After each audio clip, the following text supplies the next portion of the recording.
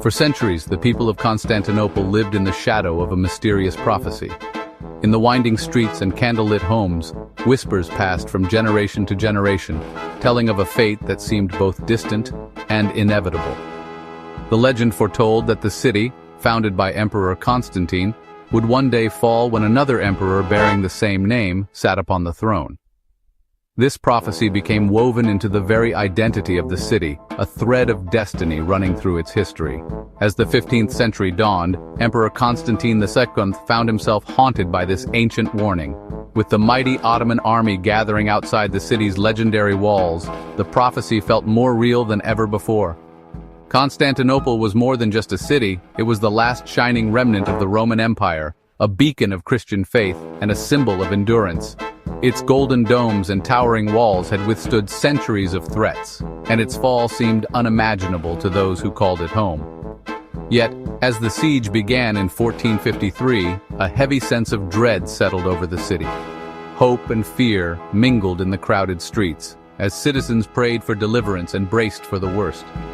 Every day, rumors and stories about the prophecy spread, fueling both anxiety and a desperate kind of hope. Emperor Constantine II, refusing to surrender to fate, walked the ancient walls, rallying his people.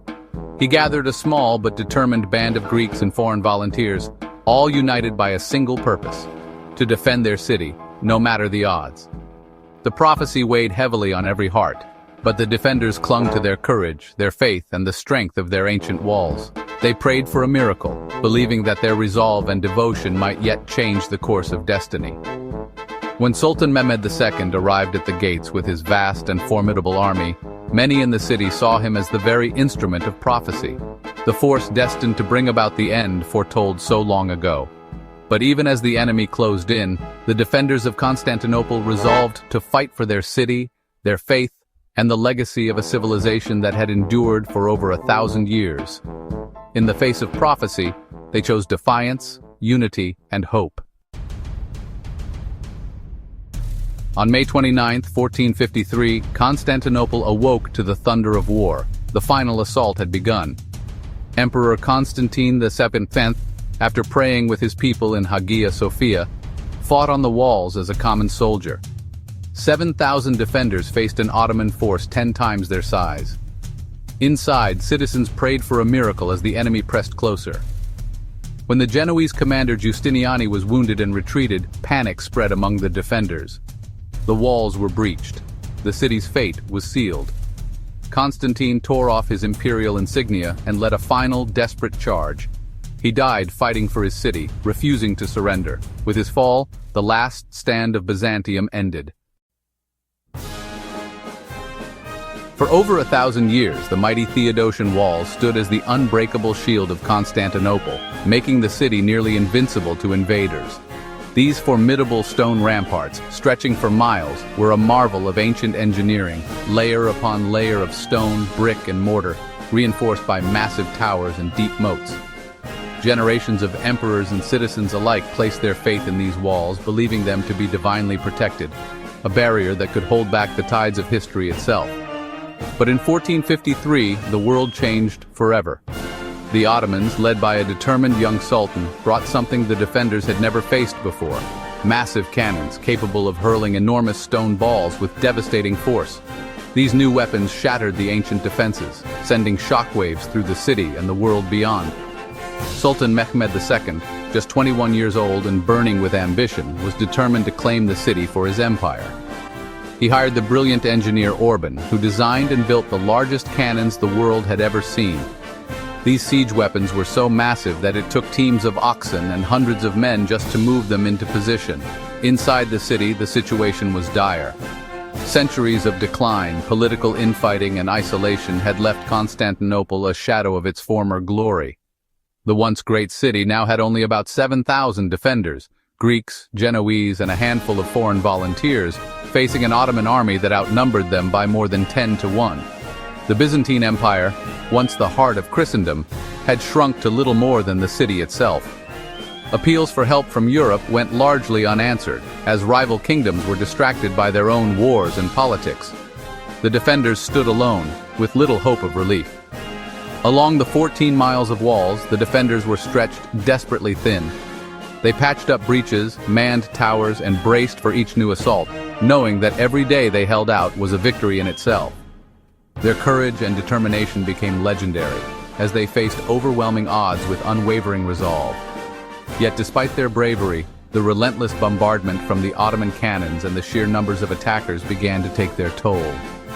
Day after day, the walls crumbled, and the defenders grew weary, battered by noise, fear, and exhaustion. The city's legendary fortifications, once thought to be unbreakable, were no match for the new age of gunpowder and artillery. The old world was giving way to the new, and the walls that had stood for centuries could not withstand the relentless force of progress. The fall of Constantinople was not just a military defeat. It marked the end of an era, the final chapter of the Byzantine Empire, and the dawn of a new age in world history. The city that had once held back the world now lay open to it. Constantinople's walls, once the world's strongest and most storied, finally gave way, not just to cannons but to the unstoppable march of time and change. The siege began on April 6, 1453, as Mehmet II's army encircled Constantinople. Orban's giant cannon, dragged by 60 oxen, thundered against the walls, shaking the city to its core. The defenders worked tirelessly, repairing damage by night and repelling assaults by day. A daring naval victory brought brief hope when 4 Christian ships broke through the Ottoman blockade. But Mehmed's frustration grew. His cannons battered the walls, but the city held. He needed a new plan to break the stalemate. The Golden Horn, protected by a massive chain, blocked his navy from attacking the city's weak northern walls. Mehmed conceived a bold strategy: bypass the chain entirely. This audacious move would change the course of the siege forever. The Golden Horn was Constantinople's lifeline, guarded by a massive iron chain that blocked the Ottoman fleet. The chain protected the city's weaker seawalls and allowed the defenders' small fleet to control the harbor. For weeks, the chain held firm, repelling Ottoman naval attacks. The defenders believed the chain made them safe from the north. But Mehmed was relentless. He saw the chain not as an obstacle, but a challenge to outwit. The city's faith in its defenses would soon be shattered. Mehmed's engineers prepared for an unprecedented feat of medieval warfare. The fate of Constantinople would hinge on what happened next. Mehmed's solution was stunning. He ordered his ships dragged overland on greased logs, bypassing the chain that blocked the harbor. This audacious plan was unlike anything seen before in naval warfare. The sheer scale and ambition of the operation were mind-boggling, as it required immense coordination and effort. The Ottomans were determined to breach the defenses of Constantinople, and this was their boldest move yet. In a single night, his men hauled over 70 ships across the hills behind Galata and launched them into the Golden Horn. The operation was carried out under the cover of darkness to avoid detection, adding an element of surprise. The sight of ships appearing in the Golden Horn, seemingly out of nowhere, was a testament to the ingenuity and determination of Mehmed and his forces. The defenders awoke to find their safe harbor invaded, a psychological blow as much as a military one. The sudden appearance of the Ottoman fleet within the Golden Horn shattered their sense of security and exposed the vulnerability of their position. The morale of the defenders plummeted as they realized the full extent of the Ottoman threat. The city was now completely surrounded with no hope of relief by sea. The Ottoman fleet effectively blockaded the harbor, cutting off any potential reinforcements or supplies. The defenders were trapped, and the noose around Constantinople tightened with each passing day. A desperate night attack to burn the Ottoman fleet failed, sealing the defenders' fate. The defenders' last-ditch effort to turn the tide of the siege was met with fierce resistance. The Ottomans were prepared for such an attack and successfully repelled it, further demoralizing the defenders. The Ottomans set up cannons along the shore, trapping the Christian fleet. These cannons were strategically positioned to dominate the harbor, making any attempt to break the blockade nearly impossible. The defenders were now at the mercy of the Ottoman artillery. The defenders' last hope for escape or reinforcement vanished. With the harbor blockaded and the city surrounded, there was no way out. The realization that no help was coming weighed heavily on the defenders, who now faced the grim reality of their situation. The city's weak sea walls were now exposed to direct assault. The Ottomans focused their firepower on these vulnerable points, causing significant damage and creating breaches. The defenders struggled to repair the walls under constant bombardment. Mehmed's audacious plan had worked. The siege tightened. The Ottomans continued to press their advantage, tightening the siege and preparing for the final assault. The defenders, exhausted and outnumbered, could only brace for the inevitable. Constantinople's doom was now only a matter of time. The once great city, now surrounded and battered, faced its darkest hour. The fall of Constantinople was imminent, marking the end of an era and the beginning of a new chapter in history. After weeks of bombardment, the city's walls were crumbling and the defenders exhausted. On May 29th, Mehmed launched a final, massive assault in 3 waves. The defenders, led by Constantine and Justiniani, held out heroically, but were stretched to the breaking point. When Justiniani was wounded and left the walls, panic spread. Amid the chaos, a small postern gate, the Kirkoporta, was left unlocked. Janissaries slipped through, raised the Ottoman flag, and the main breach soon followed. Seeing the enemy inside, the defenders' resistance collapsed. The cry went up, "The city is taken!" The 1,000-year-old Roman Empire ended not with a grand defeat, but a simple, fatal mistake. The Ottomans poured into the city, sealing its fate. Once the walls fell, chaos erupted. Constantinople was given over to plunder. Ottoman soldiers stormed the city, looting homes, palaces, and churches. Thousands sought refuge in Hagia Sophia, but the doors were broken down and the crowd enslaved or killed. Sultan Mehmed II entered the city in triumph, awed by Hagia Sophia's grandeur.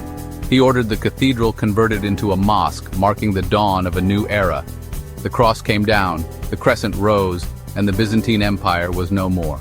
The fall was a psychological blow to Christendom. The Queen of Cities was lost. The city's treasures were gone, its people scattered or enslaved. Constantinople became the heart of the Ottoman Empire. 1,000 years of Roman legacy ended in a single day. The fall of Constantinople shocked Europe, signaling a seismic shift in world power. Old trade routes to Asia were now controlled by the Ottomans, spurring Europeans to seek new paths by sea. This quest led to the Age of Discovery. Columbus reached the Americas. Da Gama sailed to India. The world map was redrawn and global exploration began. The city's fall also sparked a cultural renaissance. Byzantine scholars fleeing west brought ancient Greek knowledge, fueling the European Renaissance. Even in defeat, Byzantium's legacy transformed the world. The fall of a single city connected the old world and the new. Subscribe for more stories of history's turning points.